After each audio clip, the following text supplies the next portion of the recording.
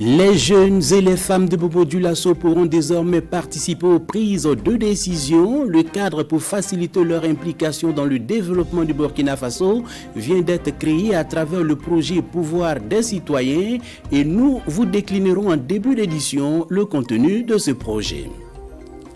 Les armes légères et de petit calibre pullulent le Burkina Faso avec son lot de conséquences. Comment maîtriser cette prolifération et quels sont les textes régissant ce secteur? À Bobo Dioulasso, on en parle avec les forces de défense et de sécurité et les acteurs de la société civile. Voici pour le sommet, mesdames et messieurs, bonsoir et bienvenue aux actualités de ces 19h. Débutons ce journal à Bobo Dioulasso où un projet dénommé Pouvoir des citoyens vient de voir le jour avec pour objectif de faciliter l'implication des jeunes et des femmes dans les prises de décision pour le développement du Burkina Faso. Le projet est porté par l'Association des jeunes pour le développement durable et a été lancé ce 4 septembre. Drissa Traoré, Kadoure Menki signe pour nous ce reportage. Renforcer le dialogue intergénérationnel pour prendre en compte les préoccupations des jeunes et des femmes dans les projets et programmes de développement. C'est le défi que compte relever le projet Citizen Power ou Pouvoir des citoyens. Un projet déterminé à apporter sa pierre pour un développement harmonieux en phase avec les aspirations des jeunes qui constituent plus de 50% de la population burkinabé. Lorsque vous avez un pays où vous avez entre 0 et 35 ans, 78% de la population qui est dans cette frange-là, c'est évident que les 20-30% qui restent ne peuvent pas à eux seuls porter les défis qui sont là. C'est pourquoi nous estimons qu'aujourd'hui, la jeunesse qui est la force motrice du développement et qui est qualifiée par l'Union africaine comme étant la plus importante ressource dont dispose le continent africain, ne peut être mise en marche du développement au niveau national. Et participer au développement national, c'est non seulement être actif sur le chantier, donc les chantiers de développement, mais c'est aussi participer à la décision stratégique qui oriente le développement. Une vision partagée par les autorités régionales des Hauts-Bassins, contentes d'accueillir le projet dans leur localité. Alors nous ne pouvons que vraiment nous réjouir et aussi les remercier d'avoir pu effectivement choisir notre région pour être parmi les régions pilotes des différentes actions qu'ils veulent mener pour le développement non seulement des jeunes, mais aussi effectivement des femmes de notre pays. Le projet Citizen Power est porté par l'Association des jeunes pour le développement durable AJDD, une association créée en 2009 et présente dans 6 régions du Burkina. Parlons d'une autre association, mais celle-là officie dans le secteur minier au Burkina Faso. Sa cible est principalement donc les femmes déplacées internes de la province du BAM. Elles ont reçu hier, grâce au projet renforcement des capacités économiques, une formation qui leur permettra par la suite de mener des activités génératrices des revenus. Amadou Edraogo et Yacouba Kwala. 20 femmes déplacées internes et 10 autres de la communauté haute de la commune de Kongossi vont bénéficier d'une formation sur les activités génératrices de revenus.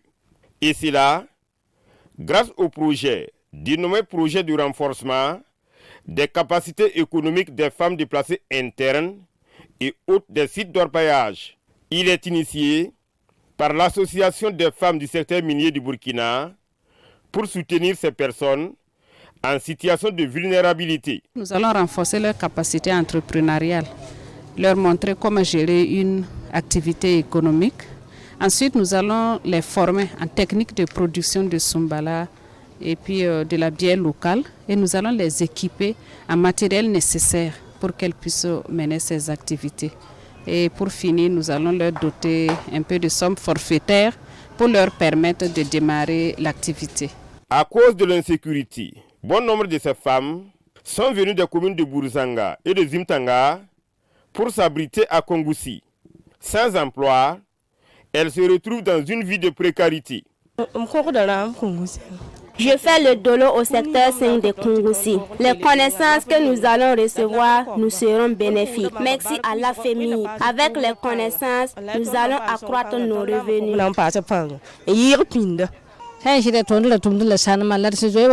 Avant, nous travaillions dans les sites d'orpaillage. Depuis que nous sommes ici, c'est devenu difficile pour nous. Avec cet appui, nous allons nous appliquer pour quitter dans la pauvreté. Ce projet est rendu possible grâce à l'appui financier de l'ambassade de France au Burkina Faso. Un financement qui s'élève à 22 millions de francs CFA pour une durée de 6 mois. À présent, direction Fadangourma où l'église évangélique Simon fait œuvre utile en organisant un panel sur l'entrepreneuriat. Objectif, créer le déclic d'entreprise au sein de la jeunesse pour qu'elle puisse jouer véritablement son rôle dans le développement économique du Burkina Faso. Justin Tendré-Biogo et Rasmata Ouedraogo. C'est un panel sur l'entrepreneuriat au profit de la jeunesse évangélique SIM du Burkina. Un panel qui se tient en marge de l'organisation d'un camp national à Fadangourma en vue de susciter l'esprit entrepreneurial et mûrir des initiatives de projets de développement. Nous savons bien qu'aujourd'hui les concours ne peuvent pas être une seule porte pour avoir du travail. Et pourtant, la terre du Burkina est fertile dans tous les sens du terme. Il faut que chacun puisse déjà commencer à s'engager pour dire que dès la base de ma création, je suis quelqu'un qui doit être un porteur de messages et un porteur de développement. Donc, je dois entreprendre. Le courage, l'esprit d'innovation ainsi que la capacité à saisir les opportunités sont entre autres les conseils pratiques prodigués par les entrepreneurs expérimentés. Il y a une dame, avec son témoignage, elle s'est limitée au CM1 seulement. Mais elle a développé l'élevage. Au début, c'était difficile pour elle, mais elle ne s'est pas découragée. Nous leur avons dit les étapes pour pouvoir commencer une entreprise. Et l'entreprise ne commence pas forcément avec de l'argent. L'argent vient en dernière position. Il faut d'abord avoir de bonnes idées, les mûrir, travailler l'environnement et puis avec qui composer. Donc lorsque tu as une idée que tu commences à mettre en application, tu vas voir les gens aussi vont vouloir t'apporter leur aide. Mais lorsque tu ne fais rien, c'est difficile de t'aider. La nature même est contre ça. Par exemple, avec 35 000, si je commence à payer des biscuits pour vendre, des lotus pour vendre, ça peut apporter quelque chose. Soucieux du développement de la nation, ces jeunes promettent plus d'engagement à ces panels qui se tiennent sous les thèmes jeunesse chrétienne et entrepreneuriat. Environ 400 000 armes légères et de petit calibre circulent au Burkina Faso selon la Commission nationale de contrôle des armes. Pour lutter donc contre cette prolifération, la Commission prend les devants en organisant hier dans le sud-ouest une session de formation au profit des forces de défense et de sécurité et aussi les acteurs de la société civile. Compte rendu signé Oumarou Sagnon et Romial Patrice Tetoé. La région du sud-ouest fait partie de ces régions frontalières du Burkina, touchées par le trafic illicite des armes légères et de petit calibre. Ces armes qui traversent frauduleusement les frontières se retrouvent très souvent dans les mains d'individus mal intentionnés. La Commission nationale du contrôle des armes veut donc mettre fin à ce trafic qui met en danger la sécurité nationale. Au Burkina, nous avons environ entre 250 000 et 400 000 armes qui circulent. Donc notre objectif est de permettre à tous ceux qui sont détenteurs de ces armes de se mettre à jour, de se signaler pour éviter d'être dans des situations illicites. Et ça nous permet en même temps de contrôler l'action des groupes armés et aussi des trafiquants de grands chemins. Cette formation de Gawa vient à point nommé selon les premiers responsables de la région du sud-ouest, une région qui fait frontière avec deux pays, notamment le Ghana et la République de Côte d'Ivoire. Pour détenir une arme, même légère, il faut avoir vraiment aussi un document, une autorisation. Mais les gens n'ont pas. Donc je pense que c'est une formation qui vient en tout cas et nous renforcer notre capacité. La formation initiée par la Commission nationale de contrôle des armes est financée par le projet Armes légères pour le développement des communautés du programme des Nations Unies pour le développement PNUD. Les régions impliquées dans la mise en œuvre de ce projet sont celles des Cascades, du centre-ouest et du sud-ouest.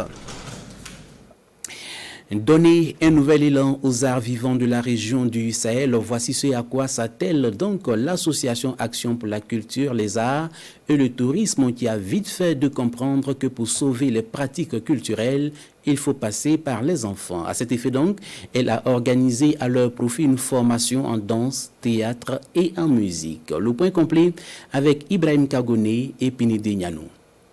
Familiarisés avec la guitare, le djembé, l'occupation scénique, la chorégraphie ou encore la musique ou la prise de parole en public, ces étoiles montantes du Sahel Dori restituent ici ce qu'ils ont appris au bout des mois. Nous avons travaillé beaucoup sur les ressources créatrices de l'acteur, l'écoute, la réception, le silence.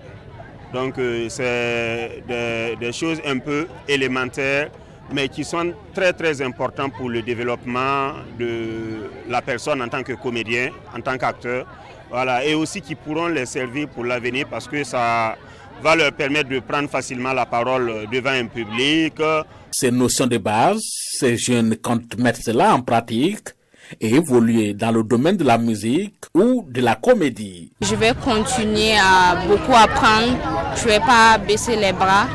Bien, moi, je suis vraiment intéressée par être une comédienne. La relève en matière de musique ou de théâtre dans la région du Sahel est donc assurée selon les organisateurs. Pour des enfants qui sont venus au départ qui n'avaient vraiment pas de notions sur le théâtre, la musique et la danse, mais qui au sortir de cette formation arrivent à s'exprimer. Les enfants qui arrivent à sortir des notes de guitare, vraiment, c'est très satisfaisant. La formation est organisée par l'Action pour la culture, les arts et le tourisme dans la région du Sahel à travers le projet Afrocave, atelier de formation, de recherche, d'orientation et de la création en art vivant. Après les arts vivants, restons toujours dans le Sahel pour donner un nouveau souffle au basketball. C'est une initiative de l'association Liptako Basketball qui vise à offrir un cadre d'épanouissement et d'apprentissage aux enfants qui ont tutoyé le panier pendant près d'une vingtaine de jours. Bouraïma Kabri et Théodore Zoubga pour plus de précisions. C'est à travers ce lancer franc avec succès que le premier responsable régional en charge du sport du Sahel ouvre le premier panier du camp vacances basket à Dori.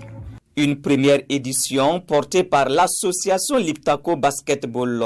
Durant une vingtaine de jours, les apprenants âgés de 7 à 15 ans vont occuper leurs vacances en s'initiant au béaba de leur sport favori. Je suis contente de jouer avec mes amis. J'aime jouer au basket. Je suis content d'avoir été inscrit à basketball. J'aime vraiment ce jeu. Les cours de vacances, mais ça, je ne l'oublierai pas. On veut mettre en place une équipe de jeunes qui pourront représenter la région. On va subdiviser les groupes de l'âge de 7 à 9 ans, 10 à 13 ans et de 13 à 15 ans. Ces groupes seront subdivisés ainsi pour qu'on puisse faciliter le travail et l'apprentissage de ces enfants-là. Le directeur de la RTB de Sahel est le parrain de cette activité sportive qui bénéficie de l'accompagnement technique et matériel de la direction régionale du sport. La première phase a consisté à une formation des animateurs qui vont animer le camp. Bon, autre accompagnement, c'est l'appui matériel. Voilà. Formation, camp, vacances, on a près de 150 pensionnaires qui sont là et donc cela suppose qu'il faut avoir le matériel en termes de ballons, en termes de plots, en termes de... Donc cet accompagnement matériel a été fait par la direction régionale, la direction provinciale. Ce camp vacances basket vient relancer ainsi les activités de ce sport de mai dans la région du Sahel. Voilà, on s'arrête ici pour cette édition. Marguerite Douagneau vous retrouve tout à l'heure pour l'édition de 20h. Pour ma part, je vous retrouve demain, 19h. Bonsoir.